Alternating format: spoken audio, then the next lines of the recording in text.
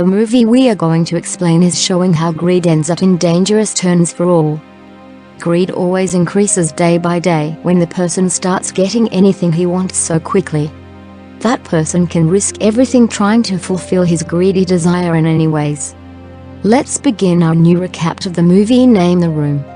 The plot is quite simple, and not dissimilar to classic horror films. Your simple like and subscribe are our inspiration. Thank you so much for your valuable support. Matt and Kate, a couple in love, relocate to a remote estate. This is a historic home with high ceilings. Kate has a problem. She is unable to have children because her 2 previous pregnancies ended in miscarriage. The couple intends to start life over in their new home, not knowing how it will end. During the repair, Matt discovers a steel door that is secured with a difficult key. He discovers an empty tiny room after discovering the key amid the ancient belongings. The voltage in the residence often jumps due to electrical problems. Later the electrician was called to fix the problem. The electrician is sent to the basement, where he uncovers a peculiar electrical wiring system and a mysterious-looking device. As he walks away, he expresses amazement that the couple chose to live in this place, given hint about the previous owners who were murdered right there in the mansion.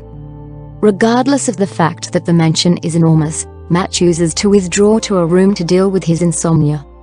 He has nothing to do and is drinking a bottle of whiskey he brought with him while hunting for information about the incident that occurred within these walls, as the electrician has told.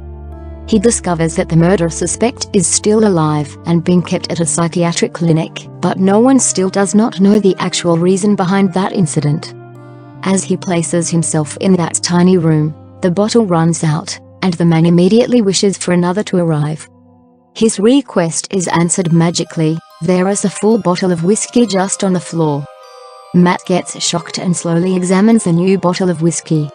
When Kate wakes up in the morning the next day, she experiences the lights blinking constantly. Kate discovers her spouse in that tiny room filled with various art artifacts. And every one of the antique paintings is an original. Matt claims that every desire may be granted here, although his wife is skeptical. So he offers to investigate. Kate thinks of $10,000 while laughing. The lights blink, and Matt discovers a heap of money amid a pile of stuff. Then the actual party begins in the home. The couple orders $1 million, showers each other with pearls, eats delicacies joyfully and drinks expensive champagne. For several days, the couple revels in their power and realizes they will no longer be required to work. Matt encourages his better half to try for a baby again in the morning, but she is scared, recalling how much pain her 2 prior miscarriages caused her. The film leads Kate to believe that the room is almighty, and she chooses to wish for a baby. As a result, Matt discovers a rosy-cheeked toddler, whom Kate is babysitting, in his bed. However, the man is dissatisfied. This is someone else's child, yet he desired to have his own. He even attempts to wish the infant away in the room, but the baby does not go. So eventually, they get emotional and decide to keep the child. Kate discovers the joys of parenting, which has suddenly fallen on her, while Matt investigates the crime. He gets to know the murderer's name is John Doe, and the person killed on the suggestion of that mystery room. Due to some abnormal activities of the murderer, police placed him in a psychiatric hospital. From that point forward, he visits a psychiatric clinic and meets with John Doe, who suggests Matt leave that house as soon as possible. On the journey back, Matt discovers that the room created money he took from the house has turned to dust. He returns home, stunned by his discovery, and takes one of the paintings off the wall. When he places the masterpiece on the porch, he notices that the part of the canvas that turned out to be outside the house is aging before his eyes and crumbling to dust. Kate is preparing to leave with the baby, but Matt fails to inform her of his findings. The child becomes ill as she steps out of the house and continuously cries out loud, and the man drags them into the house, where the couple is surprised to discover that the baby has matured by several years all at once. Matt discovers the room's key secret from John Doe. Nothing made in this room exists outside of the home. The only exception to this rule is that the item's creator must die. The spouses have no relationship, according to the film's interpretation. Kate looks after the youngster while telling Shane that he is gravely unwell and should not leave the house. At the same time, this recently mother is plainly struggling with her responsibilities. She loses it on a mischievous child for whatever reason, even if she afterward repents her outbursts of rage. Matt tries to decipher the secrets of the huge mansion by drawing schematics, practicing shooting, and completely ignoring the youngster who has materialized in the house. Shane soon discovers that the house had a special area. The youngster makes a forest out of it, and a simple picnic becomes outdated for him. This irritates Matt. He locks the door with a key, another argument between the spouses erupts, and Kate departs. Matt discloses to Shane that he is nothing more than a creation of the room, and that death awaits the youngster outside the house's confines. Jintu calls suddenly from the hospital to know the situation of Matt. At this point, Jintu confessed that he killed his parents in this mansion just because he wanted to go out of the house. As per the rules, items creators must die to if anything made in this room exists outside of the home. When Kate arrives home, the couple has a rocky reconciliation, which Shane intently observes. The boy leaves his home at night and returns when he is 18 years old. Parents discover him in the room, armed with a gun. A fight breaks out between Matt and Shane, and Kate is knocked unconscious after striking her head.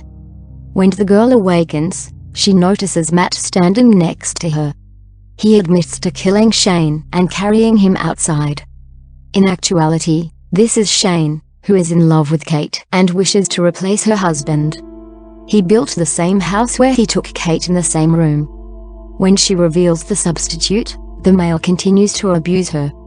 The real Matt comes to his senses in order to save his wife, and rushes to that magical room. Since the door was locked, he creates a hole in the wall and crawls through the wire to enter the magical room. The couple finds each other and tries to run away from Shane. Meanwhile, Shane uses his wish power to make the puzzle in the mansion so that they cannot get out of the house. Somehow, Matt and Kate also wish to bluff Shane with their clone figure inside the house and successfully come out from the magical room. The couple then convinces Shane into rushing out of the house and into the street, securing the door behind him. Here, the man quickly deteriorates into a frail old man and dies. Kate takes a pregnancy test towards the end of the film and discovers she is pregnant. Her eyes are filled with terror. Viewers attempting to decipher the implications of the room's ending are undoubtedly concerned with the question, with whom is Kate pregnant? Let's attempt to address it based on the director's perception of the picture. The couple's two attempts to produce a child failed, despite both being in perfect health. Perhaps they were both subconsciously unprepared to be parents, therefore Kate was unable to bear the child. Career, unsteady life. There are numerous explanations for this. The long-awaited pregnancy occurs at the very end of the film, although it is unclear who the father is. Kate had sex with her husband the day before and was afterward raped by Shane. Given Kate's concern, it's safe to presume Shane became the father. At least, that's what she believes. The question is whether the biological organisms developed in the room are capable of reproducing themselves in the world.